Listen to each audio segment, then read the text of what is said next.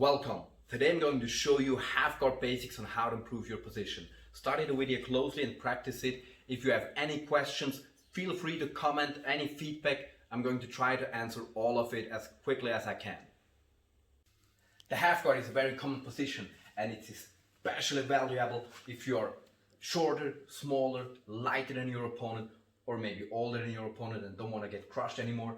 And it has a very high transmission ability to MMA and self-defense. So usually what half guard is that he's on his knees and I control one of his legs with my legs. So basically if I got a closed half guard, I would like to have control of one of his legs.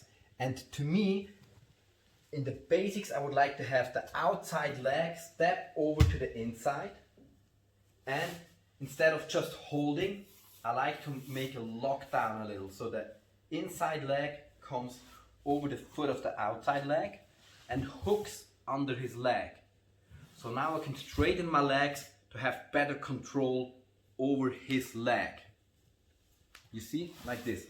Outside leg steps in, inside leg comes over the foot and hooks under his foot. And now I can extend to have control over his leg. I can just hold, I can have this kind of control, many different opportunities and possibilities, outside hook as well.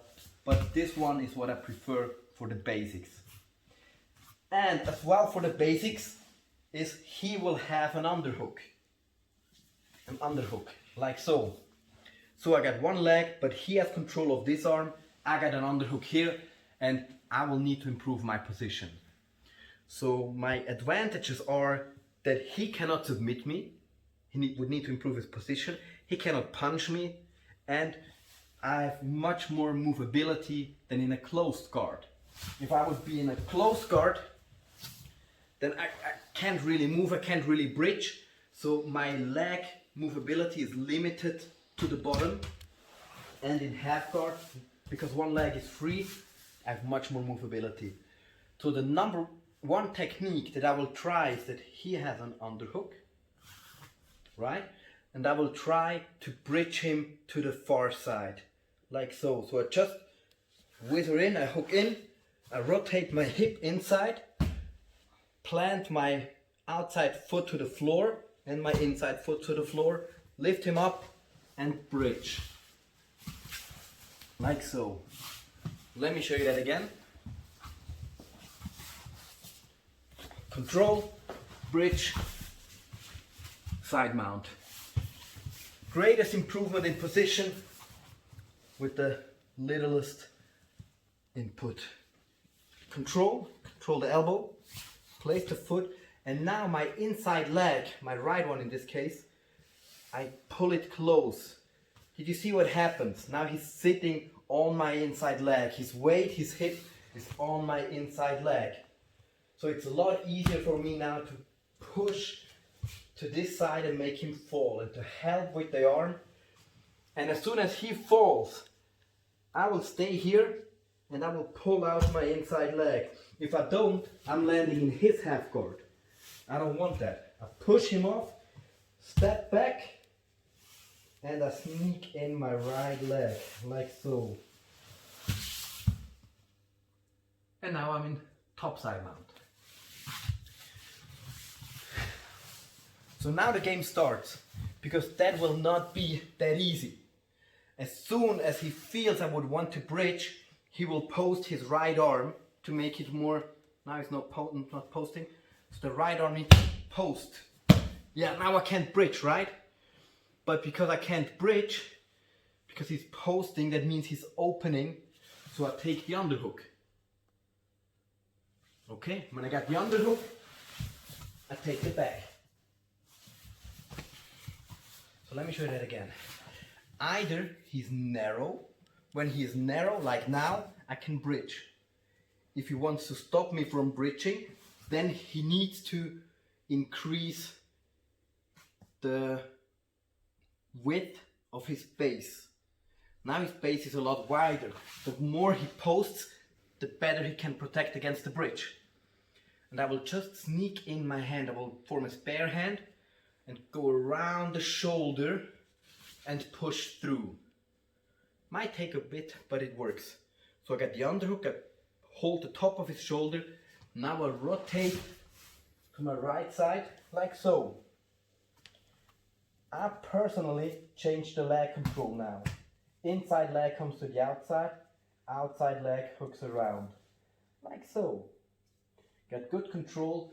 My forehead comes to the side of his head to control. Now it's really important on how to come in. I grab either his hip or his scapula. I prefer the hip. And now I will use my outside leg, the thigh, this one, the blade of the knee, to move his hip forward and to tuck in my chin and come to the back of his scapula, like so. I need to put my head here first on his scapula so he cannot grab my head with his right arm, because that's what he will want to do. And I go to my right elbow, posture up. If I can, I control this arm here with inverted underhook. Come forward, second hook in, and back control. A really important detail for this technique is at this point, there's two possibilities. The first one is that he will try to hold my head. So I cannot pull my head out backwards. I need to pull my head out inwards. I tuck my chin and I slide alongside his belly, like so, and I travel along his rib cage to his scapula. And I need to put my head here on his scapula because it's downright impossible for him to grab my head when my head is here. When my head is here, he can grab it with his right arm. Yeah, and pull me back again. But if my head is here, he cannot grab it. It's impossible, however flexible he might be. Then I hook with my right foot, because I step to the side. I come up on my elbow, on my hand, and I step around, second hook in. Now I get the back and the party starts. That's technique number 2. So either I bridge to the left or he stops, then I turn to the right, left and right. And I can already, with only these 2 techniques, I can make it highly uncomfortable for him. Because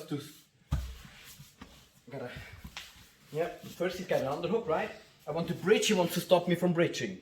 Stop me from bridging? No, that's not stopping, that's falling. Stop me from bridging, yes! Okay, so try to get the underhook. Right? If he doesn't want me to get the underhook, he's then tightening up again. Tighten up again, so I'm bridging again. Maybe stopping again. Okay, then to the right again. And I'm on the back. So it's just back and forth, left and right, left and right. Narrow means bridging, wide means going to the back. Now there's a second possibility to stop me from going to the back, which will lead to my third technique. So when I'm trying to go to the back, you got already an underhook. Yeah, if he wants to stop me, he will take an overhook. Now that's head control, take an overhook. Yeah, he will take an overhook like so. Now I cannot go to the back anymore, right? Because it stopped, his arm is in the way. So I'm gonna squeeze here, tuck in my elbow, squeeze and bridge again. Same as before. So I'm here trying to go to the back, right? He's stopping and I can even, I push a bit to the upside, so he will try to push me down again. And then I'm using the momentum and his force to squeeze.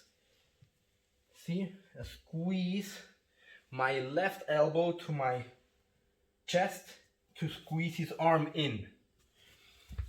And then I will bring my body weight under his and pull on his hip to make him fall.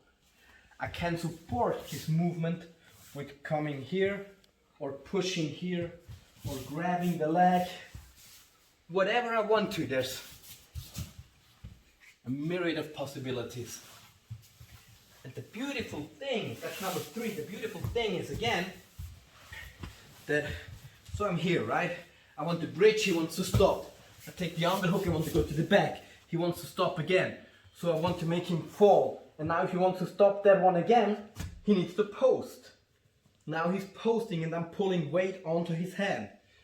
And if he would release the tension, he would fall immediately. So now I change direction again to the backside. And if he wants to stop again, then he needs to make an ever bigger motion. And I'm trying to pull again, or go to the back again. So again, the back and forth game is really strong in this one. He can only either stop me from going to the back or going to the side. And the beauty of this back and forth game is I'm playing a 0+ game. So when it doesn't work, that means he's stopping me from going to the back. But I have 0 disadvantages of it. Just go back and forth, try to make it, either it doesn't work, then I stay in the same position, or it does work, then I improve. So every time I try, it's like I'm trying to get a 6 with a dice, and I can throw as many times as I want to. If I get a 6 one time, I win. So every time he needs to defend perfectly, and I only need to do it well one time, and then I improve my position. I'm either on the back or he's on his back. I love that game. So the next one is number 4. So might very well be, right? I try to go to the back, I try to fall, doesn't work. None of it works. Block, okay. So now I'm just coming up. I just come to the dogfight position. I'm here already, right? Now I pull out my right foot. Let's just show it one. Goes like this. So actually from here, instead of changing direction again or going to the back, I just move up to this position here. And here in the dogfight position, if I got overhook or underhook, doesn't even matter. I have 3 very good possibilities. So the first one I want to try is I want to control his far side elbow and rotate him in. Let me show you that again. Be wary with this one. If I pull too hard, I would injure him. So I don't. I do not want to grab the wrist either, because if I grab the wrist, he can post his elbow to the floor. Yeah, and didn't work. I might even slip off, or anything. If I control the elbow, he cannot post it to the floor anymore. It comes off, and I rotate him to the floor and take side mount. If I cannot control the elbow, he's too strong or too far outside, I try to control the head. In dogfight, a lot of it is about who has the head higher. If I'm above him, I will make him fall. I just pull in the head now, rotate, and get side mount. And usually, with very advanced guys who can wrestle very well, it won't work at all. So this game here is just to set him up to now go to his back. You see that I got my leg still here. It blocks him, it takes away his opportunity, his possibility to go to my back. When I'm here, now we get the same position. With this one, it might feel that he has some kind of control, but I have to control. And what I do now is I pull a bit with my left leg against his right one, and I bring my weight to his back. And he might feel that he can pull me forward, but he can't. I just bring more weight, yes, and now he sits. And because I'm already on the outside of his leg, he cannot go to guard or half guard or any of all that games. He simply can't. He could try to hook my leg, but it won't work. Because I can backstep, still get control of the hip though. He cannot rotate towards me too well. And again, slide in my right leg, got side mount. Awesome, I love this one. So with those 4 techniques, I can just go back and forth and rotate them through. Because now, to complete the circle, look at this one. So I'm here trying to make him fall. Okay, I'm coming up. I'm trying to step up. Now maybe he tries to push me down really hard. And I feel, okay, too much force is coming. So again, I'm changing direction.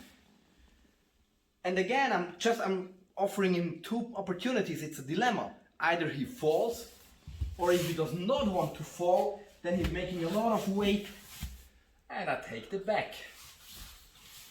So this rocking motion, I call it the sausage motion, like a sausage on the grill. If you like a sausage, It's very comfortable. It's a sausage on the grill. You just rotate back and forth, or like a baby trying to roll on their belly. It's this kind of motion, and I don't need a lot of strength. I just bring my weight under his center of gravity, and then I'm starting to roll left and right, until at one point I will get to the back or make him fall.